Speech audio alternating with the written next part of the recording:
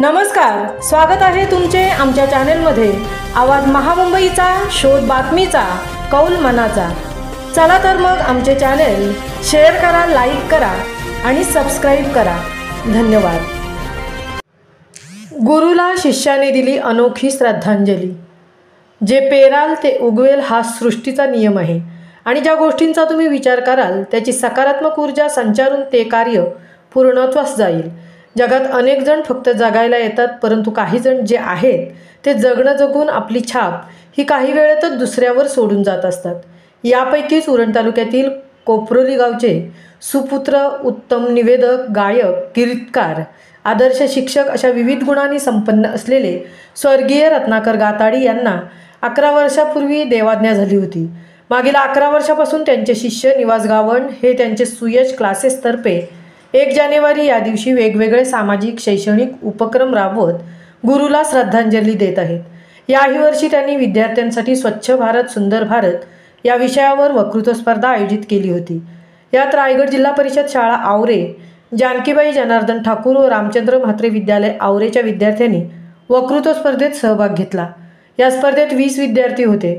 प्रथम उपासना विनोद गावण, द्वितीय सृष्टी मच्छिंद्र कडू, तृतीय श्रेया कुंदन गावण या विद्यार्थिनींनी यश मिळवले। सहभागी 12 विद्यार्थ्यांना उत्तेजनार्थ बक्षीस देऊन गौरवण्यात आले। स्मरणचिन्ह, पदक व प्रशस्तीपत्र असे हे बक्षिसाचे स्वरूप होते। तसेच गावातील विद्यार्थ्यांसाठी शैक्षणिक पॅड व 50 पट्टी असे शैक्षणिक साहित्य देण्यात आले। कार्यक्रमात आवरे येथील SSC फेब्रुवारी 2025च्या विद्यार्थ्यांना शुभेच्छा व शैक्षणिक साहित्य देण्यात आले। तसेच आवरे गावातील शिवभक्त व शिवमंदिराचे पुजारी ज्यांनी गेली 18 वर्ष या शिवमंदिराची नितांत सेवा केली, धर्मा बेमट्या गावण यांचा समस्त मान्यवरांच्या हस्ते मायेची उबदार शाल, पुष्पगुच्छ व सन्मानचिन्ह देऊन त्यांचा सत्कार करण्यात आला। स्वर्गीय रत्नाकर गाताडी हे उत्तम निवेदक होते, त्याचमुळे त्या सदर वक्तृत्व स्पर्धाही घेण्यात आल्या। कार्यक्रमाचे सूत्रसंचालन निवास गावण सर यांनी केले, तर स्पर्धेचे परीक्षण ज्ञानेश्वर गावण सर यांनी केले। आलेल्या मान्यवरांपैकी प्राध्यापक प्रशांत म्हात्रे यांनी 10वीच्या विद्यार्थ्यांना शुभेच्छा देत त्यांचे उद्बोधन केले।